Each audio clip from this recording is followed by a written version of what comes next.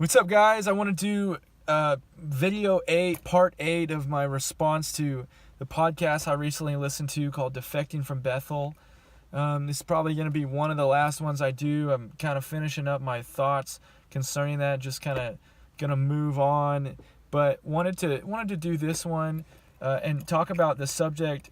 Well, there was an accusation in the podcast against Bill Johnson and Chris Volatin that they had a pastoral responsibility to personally respond to the situation of the student Lindsay, who got expelled from the Bethel School of Ministry. She had different concerns.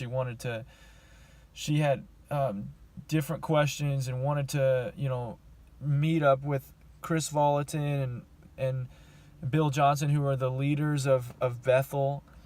And one of the things that the pastor said in the podcast was, man, they have a pastoral responsibility to meet up with this girl. And I just want to respond to that for a second.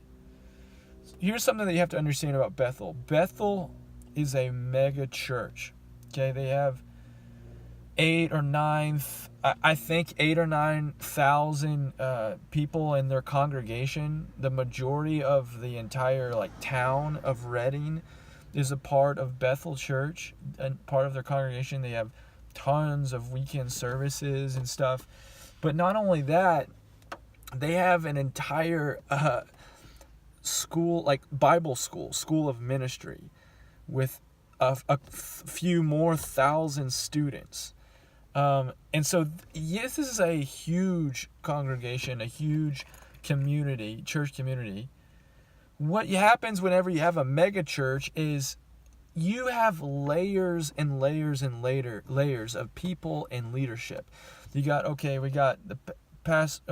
Bill Johnson and Chris Volatin and some others who are kind of the head leaders, and then you got another, the pastoral leaders over this group. Okay, you got the school leaders.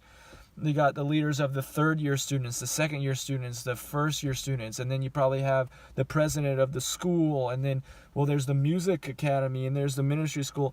There's so many layers of leadership.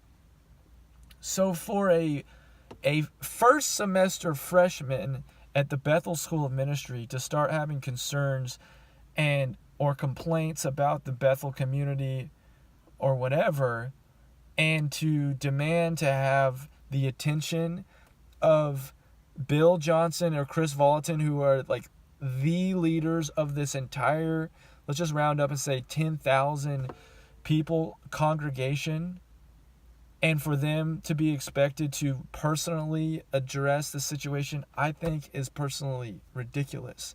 Not only is Bill and Chris, are they pastoring, shepherding, leading this huge ministry, Bethel, that's affecting all, the whole entire body of Christ, influencing the entire body, so many parts of the body of Christ.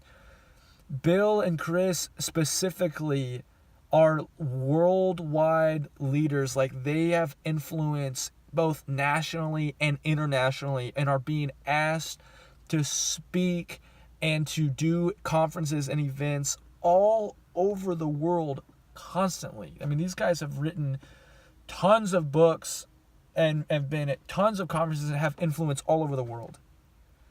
Their influence goes far beyond just their congregation there in Redding, California. And so absolutely not they do not have a pastoral responsibility to tend to this situation with a first semester freshman in their Bible school. That's what the other leadership is for. And what they described on the podcast as well, she met up with the first year leaders of the school, the freshman leaders over that school. Then as it was kind of a bigger deal than just that. So they met up with the third year student leaders and pastoral leaders. And so you can already see there's layers that, so there was, we need to meet up with some people that were higher up.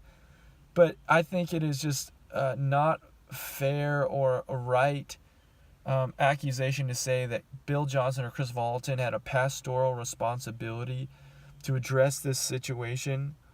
And I think that's why there's layers and layers of leadership whenever there's mega churches. Bethel, this is not something unique to Bethel either. Any mega church has layers of pastoral leadership, and it would have to be a big deal, like a really big deal, for something to have to go all the way to the top like that. So, yeah, just wanted to give my thoughts on that. Let me know your thoughts in the comments or whatever, and maybe, yeah, I'd love to hear from you guys too. All right, bless you guys. Bye-bye.